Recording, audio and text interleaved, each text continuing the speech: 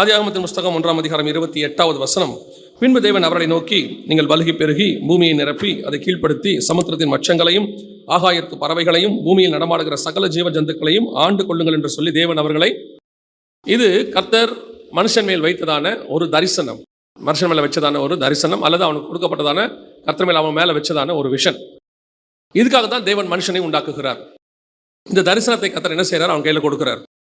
இந்த தரிசனத்தினுடைய ஒரு விஸ்தாரம் அல்லது தரிசனத்தில் இருக்கக்கூடிய இன்னொரு விஷயத்தை நாம் இன்னைக்கு பார்க்க போகிறோம்.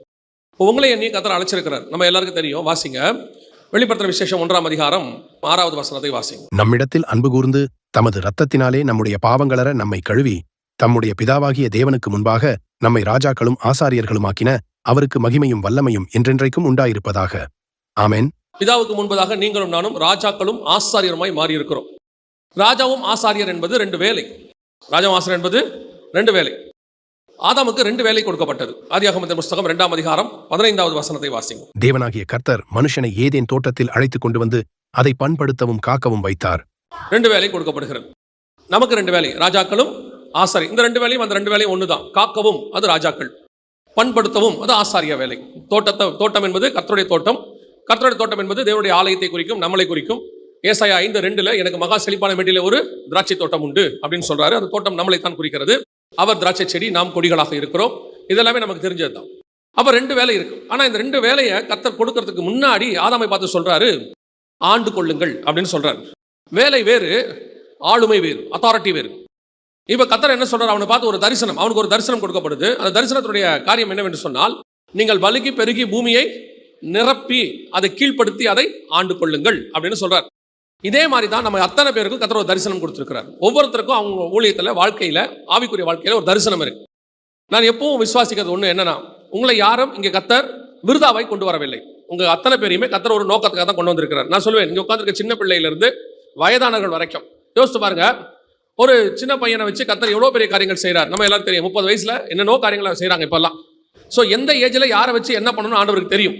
அப்ப கர்த்தர் ஒருத்தரை வச்சிருக்கிறாருன்னா அப்ப அவருக்கு ஒரு திட்டம் இருக்கு. சபைக்குள்ள கொண்டு உங்களை ஒரு அங்கத்தினராக வைத்திருக்கிறாருன்னா அதுக்கு ஒரு திட்டம் இருக்கு. அப்ப இங்க இருக்கிற நம்ம அத்தனை பேருக்கும் ஒரு திட்டத்தை, ஓவராலா ஒரு விஷயத்தை வச்சிருக்கிறார். அது என்ன அப்படின்னு பார்த்தா ஒரு தரிசனம். அது என்னன்னா, பலுகி பெருகி பூமியை கீழ்ப்படுத்தி அதை நிரப்புங்கள். இதே மாதிரி ஒவ்வொருத்தருக்கும் ஒரு தரிசனம் உண்டு.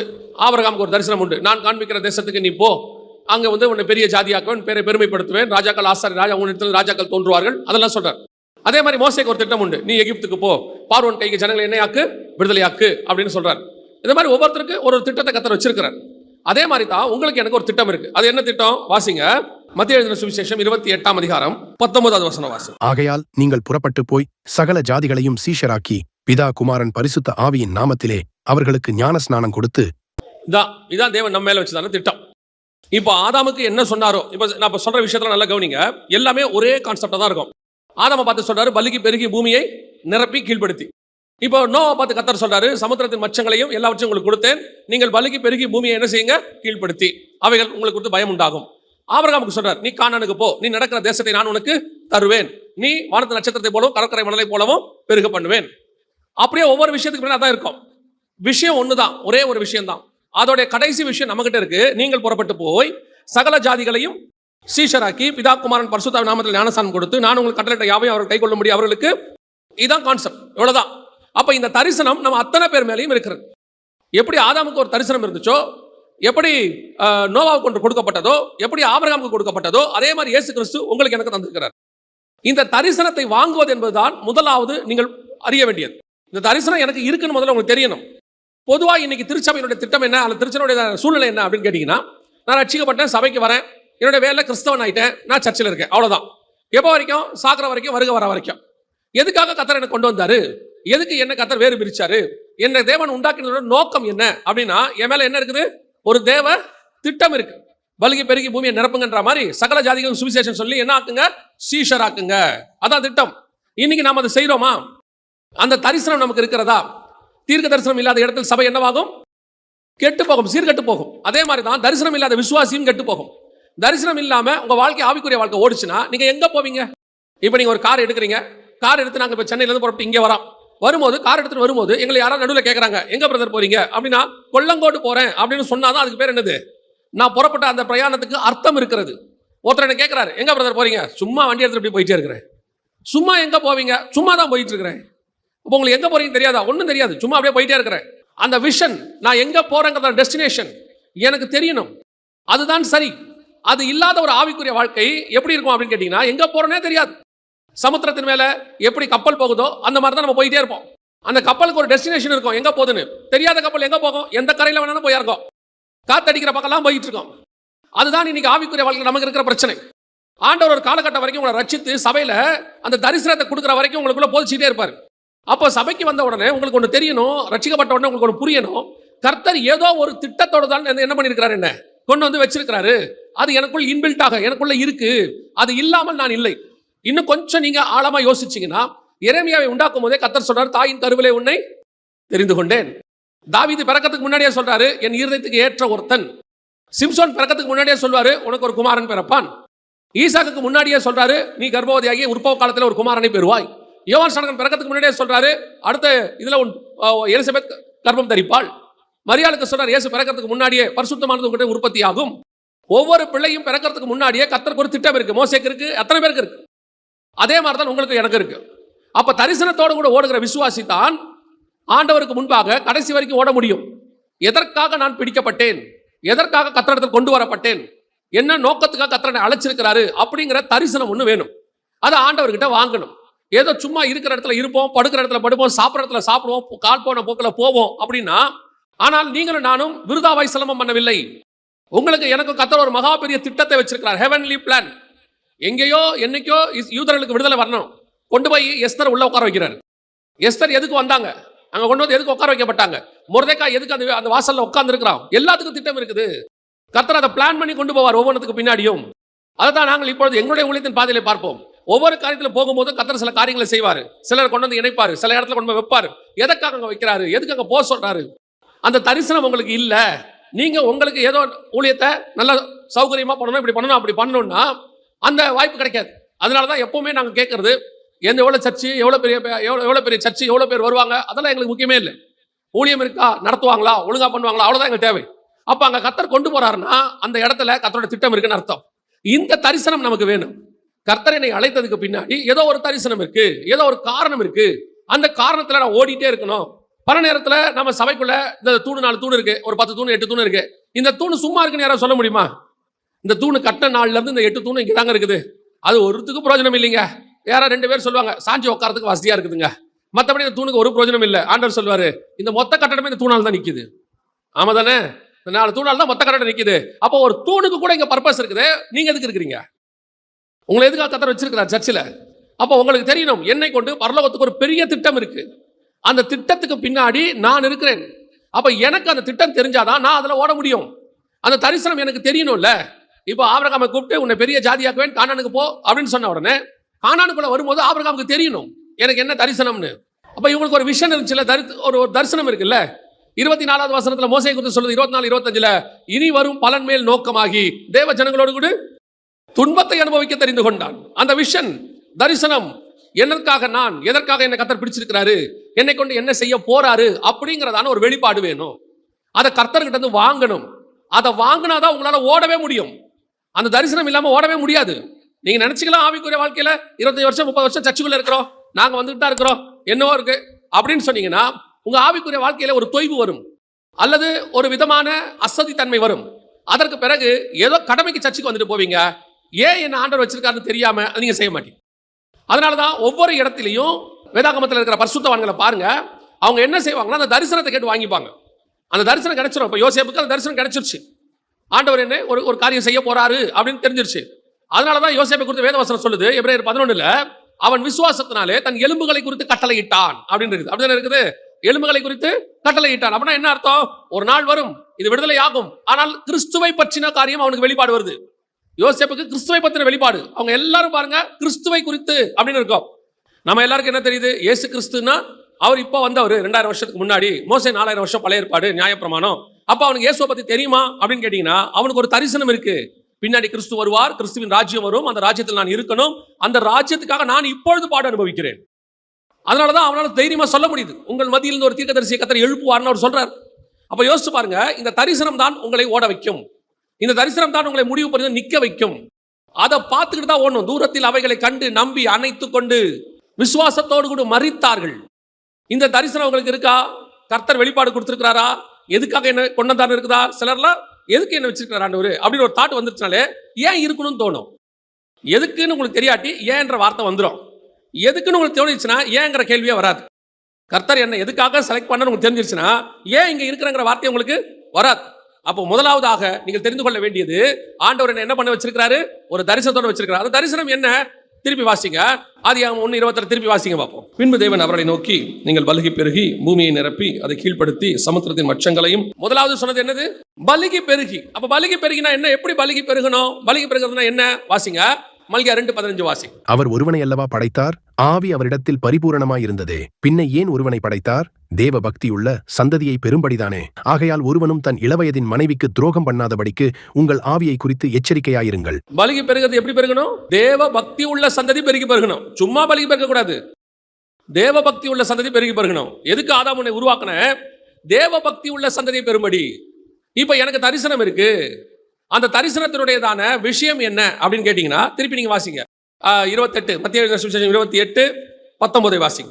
ஆகையால் நீங்கள் புறப்பட்டு போய் சீஷராக்கி. இதுக்கு தான் அங்க பலுகி பெருகின்றது. இங்க என்ன இருக்குது? சீஷராக்கி. அங்கேயும் குழந்தை பிறக்கணும், இங்கேயும் குழந்தை பிறக்கணும். இங்க ஆவிக்குரிய குழந்தை, அங்க ஆதாம் ஏவாளுக்கு குழந்தை. அந்த குழந்தை எப்படி இருக்கணும்? தேவ பக்தி உள்ள சந்ததி. இங்க இருக்கிற குழந்தை எப்படி இருக்கணும்? சகல ஜாதிகளையும் சீஷராக்கி. சீஷன் யாரு? இங்க கர்த்தருக்குள்ள பிறக்கிறவன் தான் சீஷன். அங்க ஆதாம் ஏவாளுக்கு பிறக்கிறவன் பயபக்தி உள்ள. ரெண்டு பேருக்கும் ஒரே தரிசனம். ஆனால் இப்ப நீங்களும் நானும் எப்படி பிறக்க வேண்டியிருக்குது? எப்படி குழந்தையை பெற்றுக்க வேண்டியிருக்குது? சீஷனான குழந்தையை பெற்றுக்க வேண்டியிருக்குது. அந்த குழந்தையை பெற்றெடுக்கிறோமா? சீஷர்களை உருவாக்குறோமா? இன்னைக்கு சபை கிறிஸ்தவர்களை உருவாக்குறது. சபை இன்னைக்கு கூட்டத்தை உருவாக்குது, சீஷனை உருவாக்குதா? சீஷன் என்பவன் யார்? சிலுவை எடுத்துக்கொண்டு என் பின்னால் வருகிற தகுதி உள்ளவனே யாரா இருப்பான்? எனக்கு சீஷனாக இருப்பான். உலகத்தை வெறுத்து ஆண்டவருக்கு பின்னாடி சிலுவை எடுத்துக்கிட்டு வரக்கூடிய ஒரு பெரிய கூட்டத்தை உருவாக்குறதுக்கு தான் கர்த்தர் உங்களை என்னையும் அழைச்சிருக்கிறார்.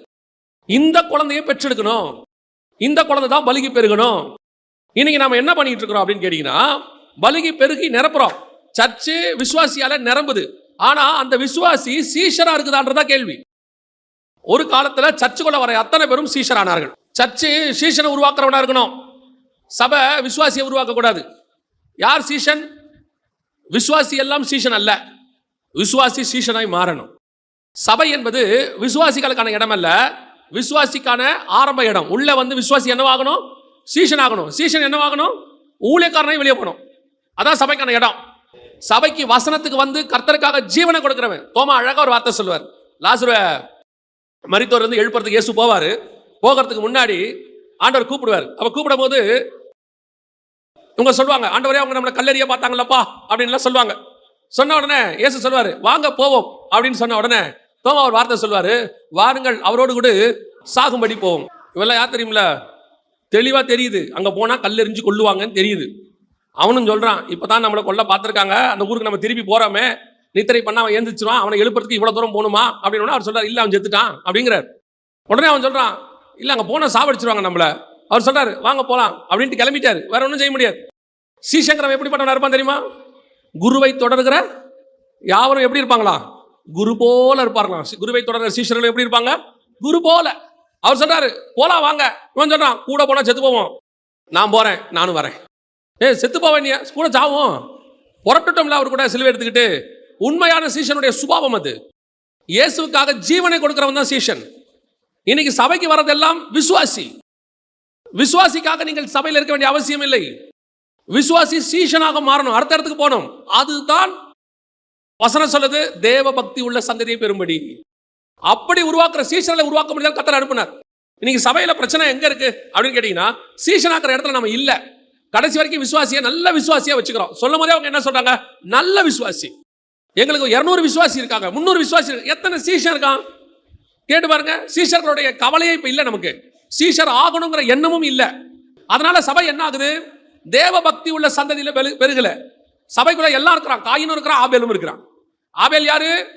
ஜீவனை கொடுக்கிறவன். காயின் யாரு? ஜீவனை எடுக்கிறவன். ஆபேல் யாரு? முதற் பலன் காணிக்கை செலுத்துறவன். காயின் யாரு? சிலவற்றை தெரிந்து கொண்டு காணிக்கை செலுத்துறவன். ஆபேல் யாரு? தன் சகோதரனுக்காக ஜீவனை கொடுக்கிறவன். காயின் யாரு? கோபம், மூர்க்கம், கொலைபாதகன். 2 பேரும் சர்ச்சில் இருக்காங்க. இன்னைக்கு ஏதேனுக்குள்ள யார் இருந்தாங்க? 2 பேரும் இருந்தாங்க. அதே தான் இன்னைக்கு இருக்கு. சபைக்குள்ள ஏன் அப்படி இருக்கு? கெட்டவன் இருக்கான், நல்லவனும் இருக்கான், எல்லாரும் இருக்காங்க, அப்படிதான் இருக்காங்க. காரணம் என்னன்னா அவன் விசுவாசியாவே இருக்கான். அவன் சீஷனானா மட்டும்தான் ஜீவனை கொடுக்கிறவனாக மாறுவான். சீஷனா மட்டும்தான் கர்த்தரை பின்தொடருவான். சிலுவை எடுக்கணும். சிலுவையை எடுக்காத எந்த விசுவாசியும் சீஷனாக முடியாது. கர்த்தர் உங்களை அனுப்பினது சீஷராகும்படிக்கு. நீங்கள் சீஷனான தான் இன்னொருத்தரை சீஷனாக மாற்ற முடியும். நீங்க விசுவாசியா இருந்தால் நீங்கள் ஆவிக்குரிய பிள்ளைகளை பெற்றெடுப்பீர்கள். அந்த பிள்ளையும் என்னவா தான் இருக்கும்? விசுவாசியா தான் இருக்கும். கேட்டா இன்னைக்கு மாடர்னைஸ்ட் நல்லா தெரிஞ்சுக்கொள்ளுங்க. மாடர்னைஸ்ட் வேற. அன்னைக்கு வேஷ்டி கட்டினாங்க, இன்னைக்கு பேண்ட் போட்டாச்சு. அன்னைக்கு ஒரு ஜிப்பா போட்டாங்க, இன்னைக்கு ஒரு சட்டை போட்டோம். இது மாடர்னைஸ்ட். ஆனா உள்ளுக்குள்ள சீஷன் ஆகிறதுல மாடர்னைஸே கிடையாது. அந்த தாழ்மை தான். அவன் என்னதான் கோலியாத்தை ஜெயிச்சாலும் தாவீது போய் சவுல்ட்ட என்ன செய்வானா? தம்புரு வாசிக்கிட்டு அவருக்கு அசிஸ்டண்டா இருந்தானாமா. அவன் என்ன செய்யணும்? எல்லாரும் சொல்லிட்டாங்க, சவுல் கொண்டது 1000, தாவீது கொண்டது 16,000. தாவீது மண்டையில எதுவும் ஏறல, தாவீதுடைய உச்சத்துல ஒண்ணும் ஏறல. அவன் போய் சவுல் கிட்ட என்னவா இருக்கிறான்? அசிஸ்டண்டா இருக்கான். தாவீது என்ன பண்ணணும்? யாரும் பண்ணாத நான் பண்ணிருக்கையா, நியாயமாண்டையா, உனக்கு மருமகையா. ஏன்னா அவர் சொல்லிட்டாரு, என் மகளை உனக்கு தரேன்ட்டு. தாவீதுக்கு என்ன தோணணும்? அவன் சொல்றான், அதுக்கெல்லாம் எம்மாத்திரம். அவன் தான் சீஷன். இப்பவும் சொல்லுவேன், நீங்கள் எவ்வளவு சீஷனாக இருக்கிறீர்களோ அவ்வளவு கர்த்தர் உங்களை ராஜாவாக உயர்த்துவார். நீங்கள் பெற்றெடுக்க வேண்டிய பிள்ளை பல்லிக்கு பெருக வேண்டிய பிள்ளை. அது எப்படிப்பட்டதாக இருக்கணும்? தேவ பக்தி உள்ள பிள்ளையாக இருக்கணும்.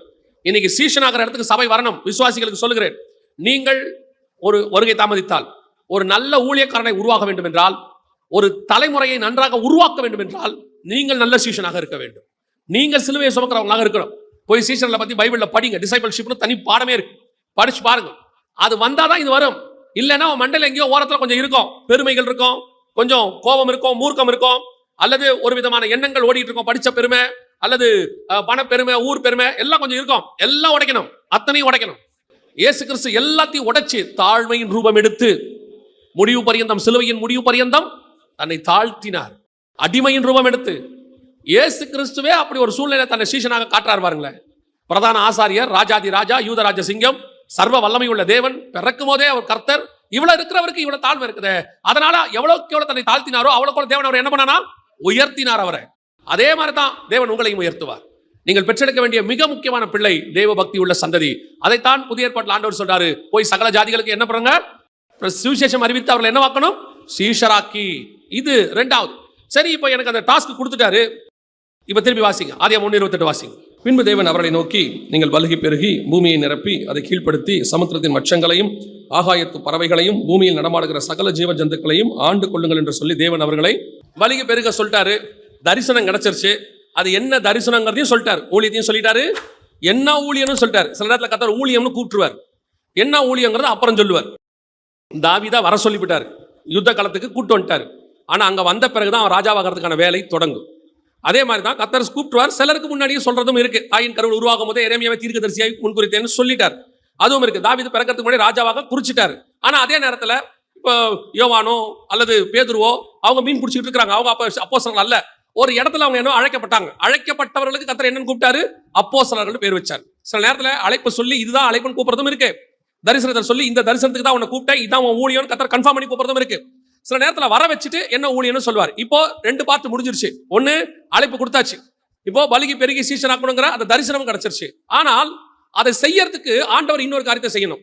அது இருந்தால்தான் நீங்கள் அதை செய்யவே முடியும். இப்போ தரிசனம் இருக்கு, என்ன செய்யணும்னு தெரியுது, எப்படி செய்யணும்? நம்ம எல்லாருக்கும் நல்ல ஆசை இருக்கு. இப்போ நான் சொன்னதுல நல்ல சீஷராகி நல்ல தேவபக்தி உள்ள சந்ததியை பெற்றெடுக்கணுங்கிறதுல யாருக்கும் மாற்று கருத்து இருக்க வாய்ப்பே இல்ல. ஆசை நமக்கு எல்லாருக்கும் இருக்கு, நானும் இப்படி எல்லாம் வரணும் அப்படின்னு இருக்கு. ஆனால் இதை செய்வதற்கு என்ன செய்யணும்? வாசிங்க, ஆதியாகமத்தின் புத்தகம் 2ஆம் அதிகாரம் 18வது வசனம் வாசிங்க. பின்பு தேவனாகிய கர்த்தர், மனுஷன் தனிமையாயிருப்பது நல்லதல்ல, ஏற்ற துணையை அவனுக்கு உண்டாக்குவேன் என்றார். மனுஷன் தனிமையாயிருப்பது அவனுக்கு ஏற்ற துணையை. தரிசனம் கொடுத்தாச்சு, பலிக்கு பெருக சொல்லியாச்சு, தேவ பக்தி உள்ள சந்ததின்னு சொல்லியாச்சு. ஆனா அது பெருகணும்னா, அந்த தரிசனம் நிறைவேறணும்னா யார் தேவைப்படுது? ஏற்ற துணை தேவைப்படுது. இந்த ஏற்ற துணை அப்படிங்கிறதுக்கு ஆண்டவர் யூஸ் பண்ற வேர்டு என்னன்னு கேட்டீங்கன்னா, இங்கிலீஷ்ல என்னவா இருக்குன்னு கேட்டீங்கன்னா, ஹெல்பர் அப்படின்ற வேர்டை யூஸ் பண்றார். கம்ஃபர்டர், ஹெல்பர் அப்படிங்கிற வேர்டை அவர் யூஸ் பண்றார்.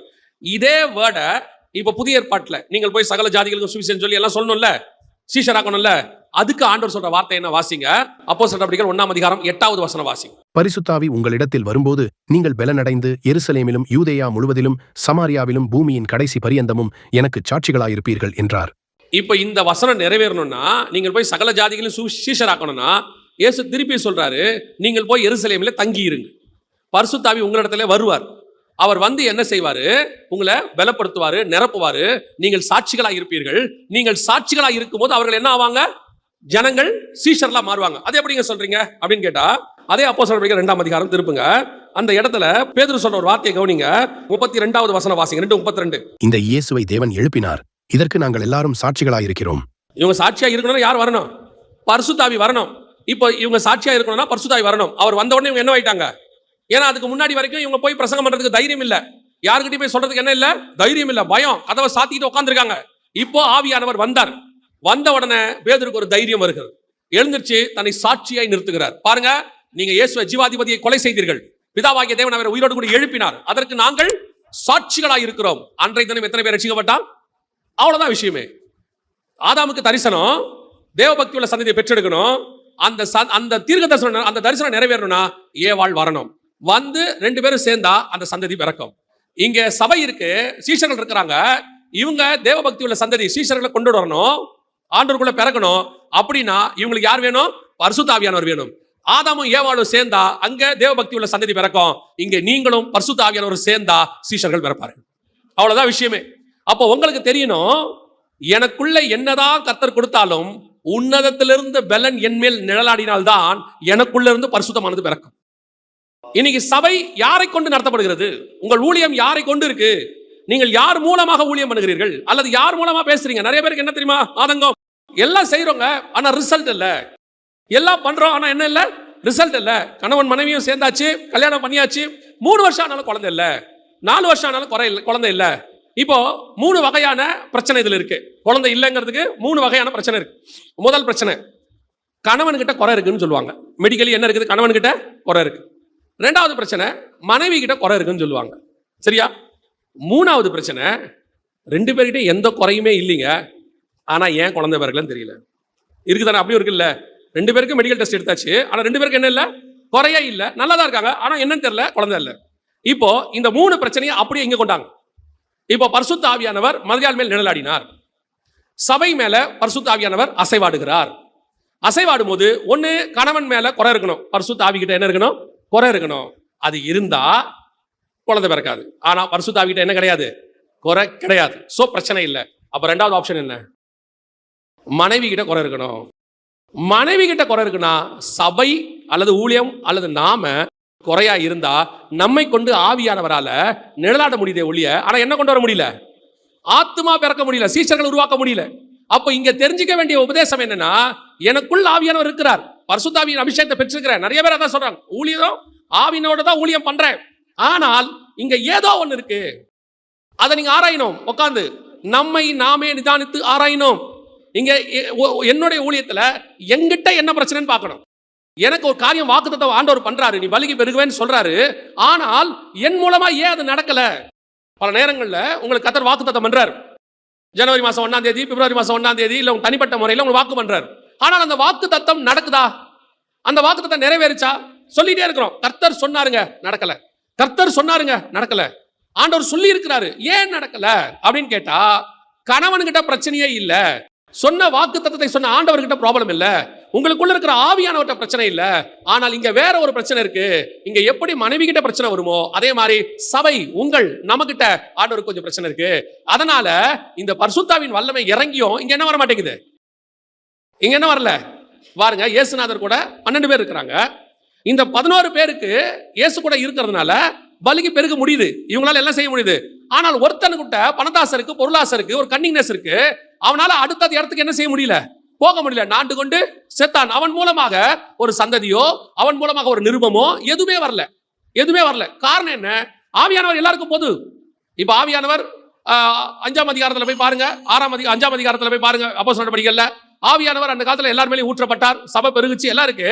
ஆனா அனனியா சபீராளுக்குள்ள என்ன இருக்குது? ஒரு பணத்தாசை இருக்குது, பொருளாசை இருக்குது. அவன் சொல்றான், இதை விற்கிறதுக்கு முன்பாக உன்னுடையதா இருக்குது அல்லவா? இப்பவுமே அவன் வந்து கொடுத்துட்டு ஒன்னு எனக்கு கொடுங்கன்னு கேட்டா அவன் கொடுக்க மாட்டேன்னு சொல்ல போறது இல்ல, இல்லையா? பொய் சொன்னாய். இவ யாரு? பரிசுத்தாவியை பெற்றவன். அந்த அம்மா யாரு? பரிசுத்தாவி பெற்றவங்க. இப்ப இவங்க 2 பேர் மூலமா என்ன வரல? சந்ததி வரல, செத்து போச்சு, மரணம் வந்துருச்சு. நீ பரிசுத்தாவியை பெற்றும், அதான் வசனம் சொல்லும் எபிரேயர் நிருபத்துல 6ஆம் அதிகாரம் 4வது வசனம் வாசிங்க. 6:4. ஏனெனில் ஒரு தரம் பிரகாசிப்பிக்கப்பட்டும் பரம ஈவை ருசி பார்த்தும் பரிசுத்த ஆவியை பெற்றும் தேவனுடைய நல்வார்த்தையையும் இனிவரும் உலகத்தின் பெலன்களையும் ருசி பார்த்தும் மறுதலித்து போனவர்கள் தேவனுடைய குமாரனை தாங்களே மறுபடியும் சிலுவையில் அறைந்து அவமானப்படுத்துகிறபடியால் மனம் திரும்புதற்கேதுவாய் அவர்களை மறுபடியும் புதுப்பிக்கிறது கூடாத காரியம். விஷன் இருக்கு, வேர்ட் ஆஃப் காட் இருக்கு, பரிசுத்த ஆவியானவர் இருக்கிறாரு. ஆனா என்ன இல்ல? மறுதலிச்சு போகிற சுபாவம், பின்மாற்றம் அடைகிற சுபாவம். இதுதான் குறைன்னு சொல்றேன். நம்மளை கர்த்தர் பயன்படுத்த முடியாம போறதுக்கு என்ன காரணம்? அந்த அந்த கர்த்தர் பயன்படுத்த கூடாதபடிக்கு சில குறை நமக்கு இருக்கு. நான் சொல்றது மாம்ச குறை அல்ல. மாம்சத்துல என்ன பலவீனமோ, கை இருக்கோ கால் இருக்கோ, அல்லது சிலருக்கு பேச வருதோ வரலையோ, சிலர் சொல்லுவாங்க ஒரு டேலண்ட் இல்லை, உண்மை, அப்படிப்பட்டவங்களா இருக்காங்க. ஆனால் கர்த்தர் எடுத்து வல்லமையா பயன்படுத்த முடியுது. ஒரு பிரபல கன்வென்ஷன், அதாவது ஒரு எவாஞ்சலிஸ்ட் இருக்கார் அமெரிக்காவில். அவருக்கு பேச வராதுன்னா சரளமாக பேச வராது. அவர் என்ன பண்ணுவார் தெரியுமா? தான் பேச போகிறது அத்தனையும் ஒரு பேப்பரில் எழுதுவார். எழுதி பேப்பரை கொண்டு வந்து படிப்பார். பிரசங்கம் பண்ண மாட்டார். என்ன பண்ணுவார்? படிப்பார். அவர் படிச்சுக்கிட்டே இருப்பார். பேப்பரை கீழே ரசிக்கப்பட்டுக்கிட்டே இருப்பான், ஒப்பு கொடுத்துட்டே இருப்பான், அழுவான். அதை கேட்க கேட்க அழுவான். இப்போ பாருங்க, இவருக்கு நல்ல பிரசங்க டேலண்ட் இல்லைன்னு உலகம் சொல்லும். ஆனால் இவர் பேசினால் அங்கே கிரியை நடக்கிறது, அங்க பிள்ளை பிறக்குது. அந்த குறைய பத்தி கர்த்தர் பேசல, உன் டேலண்ட பத்தி பேசல. உனக்கும் தேவனுக்கும் நடுவுல இருக்கிற பிரச்சனை, கணவனுக்கும் மனைவிக்கும் நடுவுல இருக்கிற பிரச்சனை. அதே தான் கர்த்தர் சொல்றாரு. உன்னை வல்லமையை எடுத்த கர்த்தர் பயன்படுத்த விரும்புறாரு. உனக்கு தரிசனம் கொடுத்திருக்கிறார், உனக்கு தரிசனம் இருக்கு, வேர்ட் ஆஃப் காட் இருக்கு, பரிசுத்த ஆவி இருக்கு. ஏன் பிள்ளை பிறக்கல? அதான் கேள்வி. இந்த இடத்துல அதான் ஆண்டவர் சொல்றார். ஏவாள் இல்லாத வரைக்கும் குழந்தை பிறக்காது. மனிதன் தனிமையாக இருப்பது நதல் அல்ல, ஏவாள் வரணும், வந்தாதான் நடக்கும். அதே தான் திருப்பி ஆண்டவர் சொல்றாரு. பரிசுத்த ஆவி உனக்குள்ள கிரியை செய்யணும். பரிசுத்த ஆவியால் நிழல் ஆடினால்தான் பரிசுத்தம் உள்ளது பிறக்கும். ஆவியானவர் சபைகளுக்குள் சொல்லுவதை காதுள்ளவன் கேட்க கடவன். அப்பதான் சபையில பிள்ளை பிறக்கும். இன்னைக்கு நிறைய சபை அப்படியே எப்படி கிடக்கு? ஒரு சில சபை பொல்லாங்கான பிறகுது, தேவ பக்தி உள்ள சந்ததி பிறக்கல. நல்ல வத காயின் மாதிரி 200 300 இல்ல 2000 5000 10,000 20,000 போயிட்டு இருக்கு. அவங்கள பொறுத்த வரைக்கும் பிள்ளை பூமியை நிரப்பணும். அது தேவ பக்தி உள்ள சந்ததியா இருக்கான்றது கவலையே கிடையாது.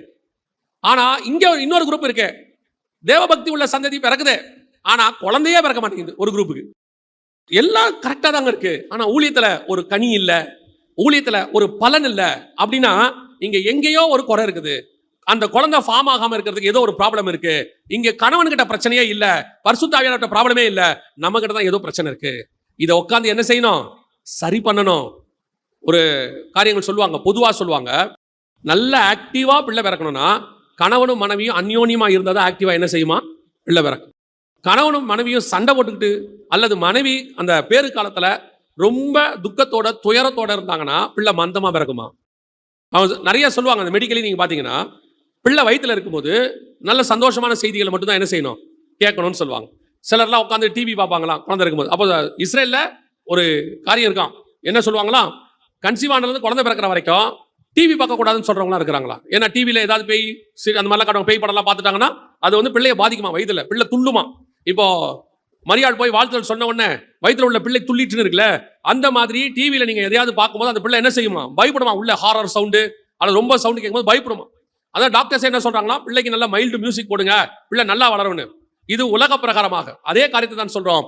உங்களுக்கும் ஆவியானவருக்கும் நடுவில் ஐக்கியம் நன்றாக இருக்குமானால், உறவு சரியாக இருக்குமானால் சபையிலே தேவ பக்தி உள்ள சந்ததி பிறக்கும். அது பிறக்கிறதுக்கு என்ன வேணும்? சபைக்கும் ஆவியானவருக்கும் நடுவில் ஐக்கியம் சரியா இருக்கணும். 2 பேருக்கு நடுவில் உறவு கரெக்டா இருக்கணும்.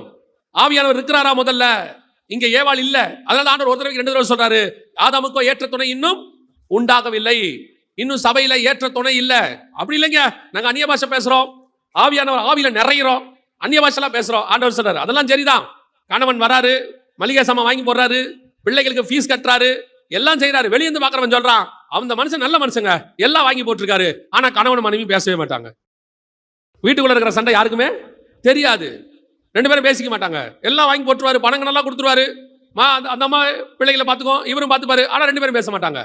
வெளியே இருக்கிறவனுக்கு தெரியாது. அதே தான் நீங்க ஆவிக்குரிய சபையில் நடக்குது. பிள்ளை வேற இல்லையே, சபையில கிரியை இல்லையே, ஆவியானுடைய கனி வெளிப்படவில்லையே, இங்க கர்த்தர் எதிர்பார்க்கிற ரிசல்ட் இல்லையே. அப்பனா என்ன அர்த்தம்? ஏற்ற துணை இன்னும் உண்டாகவில்லை. ஆவியானவர் இருக்கிறாரு, ஆனா வாசப்படியில் நின்று கதவை தட்டி கொண்டிருக்கிறார். கணவன் வாசப்படியிலையும் மனைவி உள்ளேயும் இருந்தா பிள்ளை பிறக்காது. வசனம் சொல்லுது, கதவை திறந்து உள்ளே வரணும். இன்னைக்கு அதான் நடந்துட்டு இருக்குது. ஆவியானவர் வெளியே நிற்கிறாரு, ஏற்ற துணை சபையில இல்ல. இது கர்த்தர் எதிர்பார்க்கிற மிக முக்கியமான விஷயம். இப்போ ஆண்டவர் எதிர்பார்க்கறது என்ன? அவருக்கு ஏற்ற துணை, மணவாளனுக்கு ஏற்ற மனவாட்டி இருக்கா? அதனாலதான் ஆண்டவர் ஒவ்வொரு இடத்துலையும் பார்க்கிறாரு. 2 கொரிந்தியர் 11, நான் எப்போ அந்த வசனத்தை வாசிக்கிறேன், இப்பயும் வாசிங்க. 2 கொரிந்தியர் 11:2 வாசிங்க. நான் உங்களை கற்புள்ள கன்னிகையாக கிறிஸ்து என்னும் ஒரே புருஷனுக்கு, இதான் ஏற்ற துணை. கிறிஸ்து என்னும் ஒரே புருஷனுக்கு எப்படி ஒப்படைக்கணுமா? கற்புள்ள கன்னிகையா. இப்ப பரிசுத்த ஆவியானவர் நிழலாடினோம்னா மரியாதை பத்தி வசனம் சொல்லுது, புருஷனை அறியாத கன்னிகை. அப்படிதானே இருக்குது. நான் இன்னும் புருஷனை அறியேன். அப்பனா என்ன அர்த்தம்? இங்க ஏவாள் வந்து பாம்போட பேசிட்டாங்க, சர்ப்பம் வந்துருச்சு, அவங்களுடைய உபதேசம் சபைக்குள்ள வந்துருச்சு. அதுக்கு மேல ஆதாமும் ஏவாளும் இணைகிறாங்க. 4ஆம் அதிகாரம் 1ஆம் வசனம் சொல்லுது, ஆதாம் தன் மனைவியாக ஏவாளை அறிந்தான். ஏற்கனவே இந்த அம்மா சர்ப்பத்தின் பேச்சை கேட்டாங்க, இப்போ ஏவாளோடு கூட ஆதாமும் இணைகிறாரு. பிறக்கிறது என்னவா இருக்குது? காயின் பொல்லாங்கன் பிறந்தான். பழைய துருத்தியும் புது திராட்சரசமும் சேரக்கூடாது, பழைய கொடி துணியும் புது கொடி துணியும் சேரக்கூடாது, சர்ப்பத்தின் உபதேசமும் பரிசுத்த ஆவியானவரும் சேர முடியாது. அப்படி ஆதாம் பரிசுத்தம் உள்ளவனும் ஏவாளும் சேர்ந்தாங்கன்னா பிறக்கிறது பொல்லாங்கானாக இருக்கும். எதனால இப்படி நடந்துச்சு? சர்ப்பமும் உள்ள இருக்கு, பரிசுத்த ஆவியானவர் நிழலாடுறாரு. ஆவியானவர் உள்ள இருக்கிறார், அப்படியே போயிட்டு இருக்கு. வெளியே இருந்து பார்க்குறவங்களுக்கு ஆவியில நிறைகிறாரு, சபை ஆவியில இருக்கு, எல்லாம் உற்சாகமா இருக்கு, எல்லாம் சொல்லிட்டு இருக்கிறாங்க. ஆனா நடக்கிற காரியம் என்னவா இருக்கு தெரியுமா? உள்ளுக்குள்ள என்ன நடந்துட்டு இருக்கு தெரியுமா? உள்ளே பொல்லாங்கன் பிறந்து கொண்டிருக்கிறார். அநேக சபைகளிலே பொல்லாங்கன்கள் நிறைந்து கொண்டே இருக்கிறார்கள். வலிக்கு பெருகு என்ன மாதிரி சந்ததி பிறக்கணும் சபையில? தேவ பக்தி உள்ள சந்ததி. ஏற்ற துணை வந்தாச்சு. ஆதாமுக்கோ ஏற்ற துணை இல்லைன்னாங்க.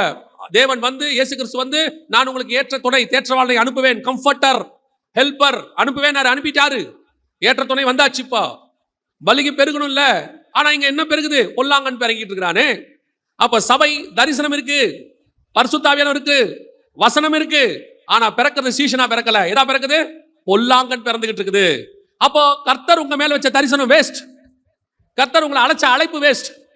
நான் எப்போ ஒரு காரியத்தை ரொம்ப உணர்வேன். என்ன உணர்வேன்னு கேட்டீங்கன்னா, கர்த்தர் உங்களை என்னையும் அழைச்சது அவர் தரிசனத்துக்கு. நாம நம்ம இஷ்டத்துக்கு செஞ்சுக்கிட்டு இருப்போம், நம்ம மாம்சத்தின் கிரியைகள்ல செஞ்சுக்கிட்டு இருப்போம். சில நேரத்தில் நமக்கு என்ன பிடிக்குதோ அதை செய்வோம். கர்த்தர் வந்து அந்த இடத்துல உங்களை உணர்த்துவாரை ஒழிய தடுக்க மாட்டார். உணர்வு இருக்கும், நம்ம வேணாம் பண்ண வேணாம் இப்படிலாம் தோணும், ஆனா தடுக்க மாட்டார். இப்படி போயிட்டே இருக்கும். உங்களுக்கு தெரியாது, உங்களை அவருடைய தரிசனத்துல இருந்து கர்த்தர் வெளியே அமிச்சிட்டாருன்னு உங்களுக்கு தெரியாது. நான் சொல்றது உங்களுக்கு புரியுதா இல்லையா? அப்படியே அனுப்பிடுவாரா அப்படின்னு கேட்குறீங்களா? ஒரே ஒரு வசனம் மட்டும் வாசிங்க. 1 சாமுவேல் 13ஆம் அதிகாரம் 1வது வசனம் வாசிங்க. 1 வருஷம் ஆயிற்று, இஸ்ரவேலை 2ஆம் வருஷம் அரசாண்ட போது ஒரு சம்பவம் நடக்குது. அந்த சம்பவத்தில் அவர் என்ன சொல்றாரு பாருங்க. 14வது வசனம். இப்போதோ உம்முடைய ராஜ்யபாரம் நிலை நிற்காது. கர்த்தர் தம்முடைய இருதயத்திற்கு ஏற்ற ஒரு மனுஷனை தமக்கு தேடி அவனை கர்த்தர் தம்முடைய ஜனங்கள் மேல் தலைவனாயிருக்க கட்டளையிட்டார். கர்த்தர் உமக்கு விதித்த கட்டளையை நீர் கைக்கொள்ளவில்லையே என்று சொன்னான். அப்படின்னா என்ன அர்த்தம்? முடிச்சிட்டார், வேலை முடிச்சு. இது எப்ப நடக்குது? சவுல் ராஜ்யபாரம் பண்ணின 1ஆம் வருஷம். 1 வருஷம் ஆயிற்று, 1 வருஷம் முடிஞ்சிருச்சு, 2வது வருஷம் நடக்குது. ஆனா சவுல் எத்தனை வருஷம் ராஜாவாக இருந்தான் தெரியுமா? 40 வருஷம். அடுத்த 38 வருஷம் அவன் அழைப்பிலேயே இல்லை, அவன் தரிசனத்திலேயே இல்லை. இன்னைக்கு அதே மாதிரி நிறைய பேர் ஆவிக்குரிய வாழ்க்கையில வாழ்ந்துட்டு இருக்கிறாங்க. கர்த்தர் அவங்கள தள்ளி ரொம்ப நாள் ஆச்சு. கர்த்தர் அவங்கள வேணான்னு சொல்லிட்டார். இப்பவும் சொல்றேன், பாவம் செஞ்சதுனால அப்படி அர்த்தம் இல்லை. பாவம் செஞ்சு உணர்த்தும் போது அதற்கு கீழ்ப்படியாமல் துணிகரமா செய்யும் போது. சவுலுக்கும் தாவீதுக்கும் என்ன டிஃபரன்ஸ்? 2 பேரும் கர்த்தருக்கு விரோதமான காரியங்களை ஈடுபடுறாங்க. ஆனா தாவீது மனம் திரும்புறார், உணர்வடைகிறார். இவன்கிட்ட என்ன இல்லை, நான் கரெக்டு தாங்க. வசனம் சொல்லுது, 2 பண்ணுதல் வெள்ளி சூனிய பாவத்திற்கும். கர்த்தருக்கு பிடிக்காத விஷயம் இதுதான். கர்த்தருக்கு பிடிக்காத விஷயம். கர்த்தர் என்ன சொன்னாரு? உன்னை பலிக்கு பெருகி உன் வேலை என்ன அதை செய்ய. இங்க என்ன நடக்குது? ஜனங்களுக்கு விரோதமாக சவுல் 2 பண்ணிட்டானா. அதனால கர்த்தர் பார்த்தாரு, தள்ளுறாவன்ட்டாரு, வேணாண்டாம. ஏன் வேணாங்கிறீங்க? அவன் உள்ளுக்குள்ள சரியில்லாம தப்பு செய்யற வேலை, பாவம் செய்யற வேலை, திருப்பி ஏஞ்சி வந்துருவான். ஆனா கன்னிங்னஸ், ஒருத்தருக்கு ஒருத்தர் போட்டு கொடுத்து ஒருத்தரை பிரிக்க விட்டு அவங்க 2 பேரும் பிரிஞ்சு போறது நினைக்கிறது கர்த்தர் பிடிக்காத வேலை. அதுவும் தேவ பிள்ளைகளுக்கு நடுவில் நடத்துறத கர்த்தர் ஒரு நாளும் அனுமதிக்கிறது இல்லை. எல்லாரையும் பாருங்க, தப்பு நடக்கும். மோசே பரிந்து பேசுவான் ஜனங்களுக்காக, எதையாவது ஒன்று சொல்லி ஆண்டோட சேர்த்துடலான்னு நினைப்பான். தாவீதை பாருங்க, தப்பு நடந்துரும், நான் தானே தப்பு பண்ணேன், ஆடுகள் என்ன செஞ்சிச்சு. அந்த பரிந்து பேசுதல். ஆண்டவர் சொல்வாரு இதுல கெத்செமனே தோட்டத்தில், உங்களுக்கு நான் தானே வேணும், அவங்கள விட்டுருங்க பார். இதுதான் பரிந்து பேசுதல். இன்னைக்கு கர்த்தர் ஏன் சவுலை தள்ளினார்? காரணம் என்ன? இன்னைக்கு இதுதான் நடந்துகிட்டே இருக்குது. பல நேரங்களிலே கர்த்தர் உங்களையும் என்னையும் எதிர்பார்க்கிற சுபாவம் வேறு. தேவ பக்தி உள்ள சந்ததியை பெறணும், கர்த்தர் விரும்புற தரிசனத்துக்குள்ள வரணும் அப்படின்னா கர்த்தர் எக்ஸ்பெக்ட் பண்றது ஆவியானவர் நம்ம கிட்ட நிழலாடணும். கர்த்தருடைய அபிஷேகம் நம்மளை விட்டு இருக்கு, அதுல தான் செய்ய முடியும். ஆவியானவர் இருக்கிறாரு, நாம சபையில இருக்கிறோம், ஆனா குழந்தை பிறக்கல. காரணம், அநேகர் கர்த்தருடைய தரிசனத்துக்குள்ளே இல்ல, கர்த்தர் தள்ளியாச்சு, கர்த்தருடைய அழைப்புல இல்ல. ஆனால் கர்த்தர் இன்னைக்கு ஒரு வாக்கு கொடுக்கிறார் நமக்கு. தாவீது போய் திருப்பி கேட்ட உடனே கர்த்தர் மீண்டும் புதுப்பித்தார் அவனுக்கு. தாவீது இதே மாதிரி தப்பு செஞ்சார், ஆனா ஆண்டவர் சொல்றாரு, சரி உன் ராஜ்யபாரம் நிலை நிற்கும், அதுக்கான தண்டனை கிடைக்கும், ஆனா என்ன செய்யும், உன் தரிசனம் தப்பிச்சுக்கும். போய் திருப்பி பேதுரு மனம் கசிந்து அழிதான், மீண்டும் அவன் தரிசனம் தப்பிச்சிருச்சு. அதே காரியத்தை கர்த்தர் சொல்லுகிறார். ஒருவேளை கர்த்தர் உங்களை என்னை கொண்டு ஒரு பெரிய காரியம் செய்ய ஒரு தரிசனம் வச்சிருப்பார், அதை செய்யணும்னு சொன்னா இதுதான் ஃபார்முலா. முதலாவது, உங்களுக்கு இருக்கிற தரிசனம் உங்களுக்கு தெரிய வேண்டும். ரெண்டாவது, அந்த தரிசனத்துக்கு ஏற்ற துணை பரிசுத்த ஆவியானவர்னு உங்களுக்கு தெரியணும். மூணாவது, நீங்களும் பரிசுத்த ஆவியானவரும் ஒருமனப்பட்டு இருந்தால் மட்டும்தான் அந்த தரிசனம் நிறைவேறும். இந்த மூணுலையும் எங்க மிஸ்டேக் பண்ணாலும் உங்களை கொண்டு செய்ய வேண்டிய காரியம் நடக்காது. முதல்ல உங்க தரிசனம் உங்களுக்கு என்னன்னு தெரியணும். அந்த தரிசனம் என்ன? நான் சீஷராக்கி ஜனங்களை கர்த்தரிடத்துல கொண்டு வர வேண்டும். அதற்கு என்னால் முடியாது, எனக்கு ஏற்ற துணை பரிசுத்த ஆவியானவர் வேண்டும். பரிசுத்த ஆவியானவர் வந்தாலும் அவர் என்மேல் நிழலாடினால்தான் சீஷர்கள் பிறப்பார்கள். பரிசுத்த ஆவி இருக்கு, ஆனா குழந்தை பிறக்கல அப்படின்னா என்ன அர்த்தம்? எனக்கும் ஆவிக்கு நடுவில் என்ன இருக்குது? ஏதோ பிரச்சனை இருக்குன்னு அர்த்தம். இன்னைக்கு அதை சரி பண்ணும்போது கர்த்தர் சொல்றாரு, நீங்கள் பலுகி பெருகி பூமியை நிரப்புவீர்கள், அவர் உங்களை கொண்டு பெரிய காரியங்களை செய்வார். அல்லேலூயா. நாம் ஜெபிக்க போகிறோம். எந்திரிக்கலாமா தேவ சமூகத்துல? உங்களுக்கு வச்ச தரிசனம் என்ன? கர்த்தர் உங்களை அழைச்ச அழைப்பு என்ன? நீங்க ரட்சிக்கப்படும் போது கர்த்தர் உங்ககிட்ட பேசினது என்ன? ஒருவேளை உங்ககிட்ட கர்த்தர் ஊழியத்தை பத்தி சொன்ன தரிசனம் என்ன? அது இன்னும் உங்ககிட்ட இருக்கா? அந்த தரிசனம் இன்னும் உங்ககிட்ட இருக்கா? அந்த தரிசனத்தை நிறைவேற்றுகிற ஆவியானவர் இன்னும் உங்க மேல இருக்கிறாரா? ஆவியானவர் இருக்கிறாரு, ஆனா ஆவியானவர் உங்களுக்குள்ள சந்தோஷமா இருக்கிறாரா? வேதம் சொல்லுது, மீட்கப்படும் நாளுக்கென்று முத்திரையாய் பெற்ற பரிசுத்த ஆவியை துக்கப்படுத்தாதிருங்கள். துக்கமா கணவன் மனைவி இருந்தா அங்கே தேவ பக்தி உள்ள சந்ததி பிறக்காது. உங்களுக்குள்ள ஆவியானவர் சந்தோஷமா இருக்கிறாரா? நீ விலகினப்பட்டது வேற, துணிகரமா பரிசுத்த ஆவியை பெற்றும் இனி வரும் பலன்களை அறிந்தும் மறுதலித்து போனவர்கள். வாயால மறுதலிக்கிற, இயேசுவை தெரியாது, எனக்கு இல்ல, நான் இல்ல, தேவையில்லை. கர்த்தர் சொல்றாரு, உன் மேல எனக்கு ஒரு பெரிய தரிசனம் இருக்கு, உன்னை சபைக்குள்ள கொண்டு வந்ததுக்கு எனக்கு ஒரு பெரிய தரிசனம் இருக்கு, உன் மேல நான் அபிஷேகித்ததுக்கு ஒரு பெரிய தரிசனம் இருக்கு. எங்கேயோ தோட்டத்துக்குள்ள இருந்த ஒருத்தனை வச்சு இந்த உலகம் முழுக்க ஜனங்களை கொண்டு வர முடியுமானால், எங்கேயோ அராரத் மலையில இறங்கின ஒரு பேழைக்குள்ள இருந்து ஒரு மனுஷனை கொண்டு பூமி முழுக்க நிரப்ப முடியுமானால், கர்த்தர் உன்னை கொண்டு பெரிய காரியங்களை செய்ய வல்லமை உள்ளவராக இருக்கிறார். ஆனால் உங்களுக்கும் ஆவியானவருக்கும் ஐக்கியம், உறவு சரியா இருக்கணும். அப்பத்தான் கர்த்தர் விரும்புகிற பிள்ளை பிறக்கும். ஆவியானவரும் இருக்கிறாரு, சர்பத்தின் வார்த்தையும் இருக்கு.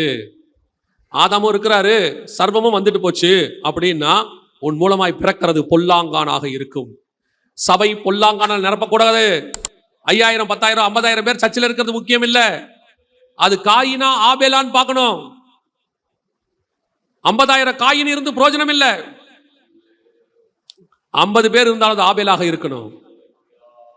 50,000 இஸ்மவேல் இருந்து பிரயோஜனம் இல்லை. 5000 இருந்தாலும் அது ஈசாக்கா இருக்கணும். ஆண்டவர் அதை தான் எதிர்பார்க்கிறாரு. சபை எண்ணிக்கையில பெருகக்கூடாது, சபை ஆவியில பெருகணும். ஆவியில பெருகும் போது அந்த ஆவியின் ஸ்டாண்டர்ட்ல எண்ணிக்கை பெருகணும். உங்ககிட்ட 2 பிள்ளை இருந்தா 2 பிள்ளையும் நல்ல பிள்ளையா இருக்கணும்னு நினைக்கிறீங்க தானே? உங்க கிளாஸ்ல 50 பையன் இருந்தா 50 பையனும் பொண்ணும் நல்ல பிள்ளையா படிக்கணும் தான் நினைக்கிறீங்க. அதே மாதிரி தேவன் சபையில் அப்படிதான் நினைக்கிறார்.